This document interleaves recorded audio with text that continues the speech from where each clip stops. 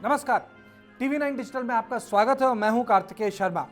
सियासत की बात में आज हम चर्चा करेंगे एक महत्वपूर्ण घटना की।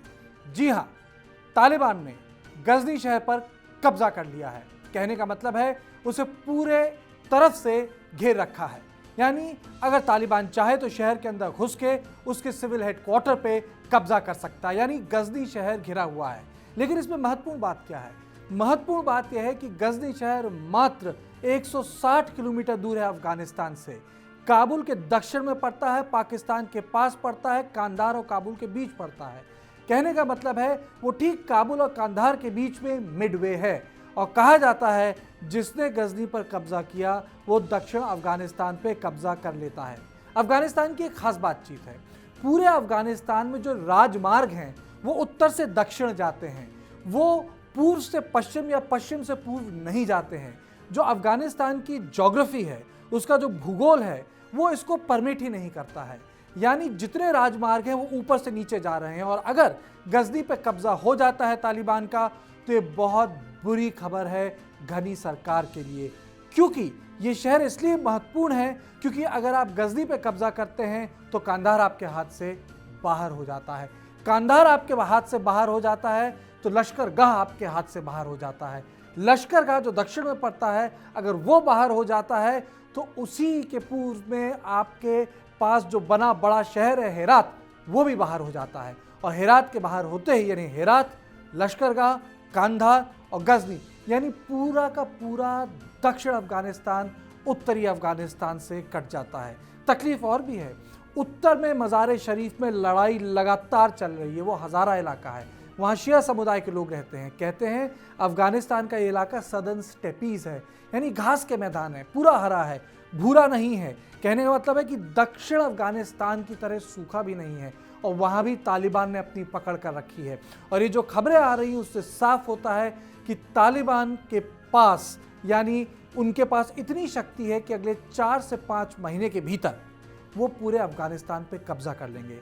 CIA की खुफिया रिपोर्ट भी जो 2 हफ्ते पहले जारी हुई थी, उसने भी बोला था कि गनी सरकार के पास केवल 5 महीने हैं। और ये बात सच साबित हो रही है क्योंकि गजनी को हम किताबें और कहानियों के माध्यम से जानते हैं। यानी गजनविद से जो हिंदुस्तान में हमला हुआ था, सोमनाथ पे हमला हुआ था।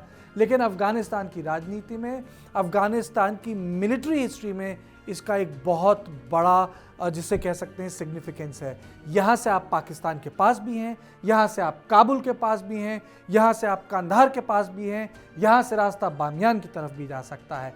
यानी जिस तरीके से शहर पे कब्जा कर रखा है तालिबान ने, ये बहुत चिंता की बात है। इससे एक और बड़ी चिंता की बात है कि इन तमाम इलाकों में भारत का बहुत पैसा लगा है।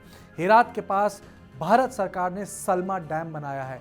75,000 हेक्टेयर के इलाके में पानी आता है उस डैम के कारण। एशिया का सबसे बड़ा डैम है, भारत के पैसे से बना है। वहाँ तालिबान का कब्जा हो जाएगा।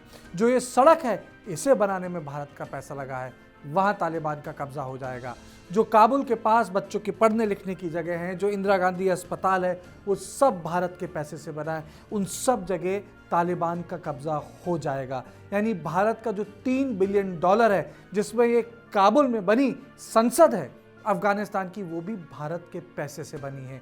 और गजनी शहर के बाहर तालिबान का आना कोई छोटी मोटी बात नहीं है। ये बिल्कुल वैसी बात नहीं है कि समंगम पे हमला हो गया, ये बिल्कुल वैसी बात नहीं है फुले कुमरी में हमला हो गया, ये बिल्कुल वैसी बात नहीं है कि बागराम पे 2 रॉकेट छोड़ दिए गए। ये बिल्कुल वैसी बात है, अगर मैं हिंदुस्तान के संदर्भ में आपको समझाऊं, कि सोचिए कि अगर जलपाईगुड़ी में किसी तरीके से चीन कब्जा कर ले तो क्या होगा? पूरा उत्तर पूर्व कट जाएगा, जिसको हम बोलते हैं चिकन कॉरिडोर। आप ऐसे सोचिए कि अमृतसर में अगर पाकिस्तान की फौज घुस जाए तो क्या होगा? पठानकोट अमृतसर कॉरिडोर में पूरा का पूरा JNK कट जाएगा। तो उसी प्रकार से अफगानिस्तान में तालिबान का कब्जा करना बहुत बड़ी बात हो जाएगी क्योंकि वो गजनी के पास पहुंच गए हैं और पूरे अड़ोस पड़ोस तालिबान के फाइटर्स मौजूद हैं। इस खबर को पुष्ट किया है वहाँ के अधिकारियों ने कि अब वो शहर के बाहर नहीं निकल सकते हैं। तो इससे संकेत साफ है कि चाहे कोई भी वादा किया हो तालिबान ने अमेरिकी सरकार को दोहा में, एक बात नहीं सुनी गई। अमेरिका ने कहा है कि वो अगस्त से पहले यानी 31 अगस्त से पहले वो अफगानिस्तान छोड़ देगा। इसका ये मतलब साफ है कि काबुल और उसके किनारे कुछ इलाके छोड़ के पूरा अफगानिस्तान तालिबान के कब्जे में हो जाएगा। गजनी पे आना बिल्कुल आप वैसे मानिए कि मेरठ पे आके फौज रुक गई है। तो हम समझ सकते हैं कि कोई फौज मेरठ पे आके रुके तो दिल्ली कितना पास है। उसी प्रकार से गजनी पे इस फौज का आना ये साफ संकेत है कि तालिबान ने अपनी आंखें अब काबुल पे गाड़ रखी हैं।